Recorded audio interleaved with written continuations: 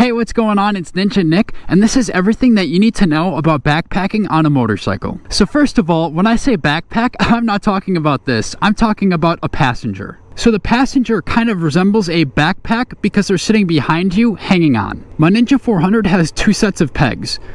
These are mine, and then the backpack gets their own set. And right now they're folded up. What you can do is just fold them down, and there's one on either side. Once the pegs are done, the rider will get on first. We can go ahead, bring up the bike, and straighten it. Now it's time for the backpack to get on. You can use the rear pegs and hold on to the rider as you're getting on.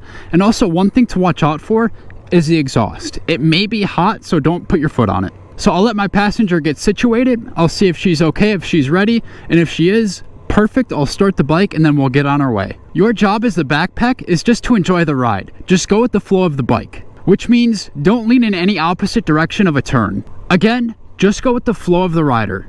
So let's talk about your positioning. I'd rather have the backpack sit a little further back. That way I'm not so tucked up against the tank, I have some room to move back. Again, you can have your feet on the pegs, avoiding the exhaust. As far as hanging on, you can grab us by the waist or you can grab us over by the shoulders. You just want to make sure you're hanging on. The last thing you want is to accidentally slip backwards. Something you'll notice is when you're coming to a stop, since there is additional weight, it'll be coming forward, so something that may happen is you may clunk helmets. Something you can do is brace yourself by putting your hand on the tank.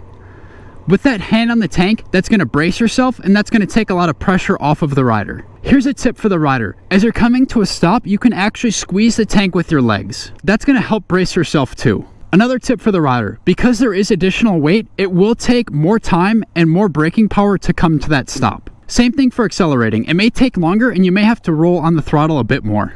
I'm not gonna lie, the rear seat of motorcycles isn't super comfortable. So if you need to adjust yourself, make sure you do it at a stop. If you do it while we're riding, that may throw off the balance of the bike. Just like the rider needs to wear gear, so should the backpack. And you may ask, what gear is needed? I would recommend full, which is a helmet, jacket, gloves, boots, and pants. The goal of the rider is to make your passenger feel comfortable. So don't do anything unexpected, like aggressively rolling on the throttle out of nowhere. The rider is in control of the bike and you're responsible for your passenger. Communication on a motorcycle can be a little difficult, so we actually have a tap system, where if you tap me one time, that means to slow down.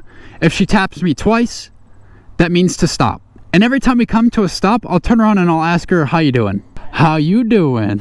Now back to the tips for the backpack. Never get on the back of a motorcycle with a rider who's new or not confident. You're putting your life in their hands. So only jump on the back of a motorcycle with a rider you trust. Because riding a motorcycle is different with a backpack versus without. I love backpacking because it's a way for us to bond, and also another person gets to enjoy the open road out on two wheels. 2 fingers down, follow for more.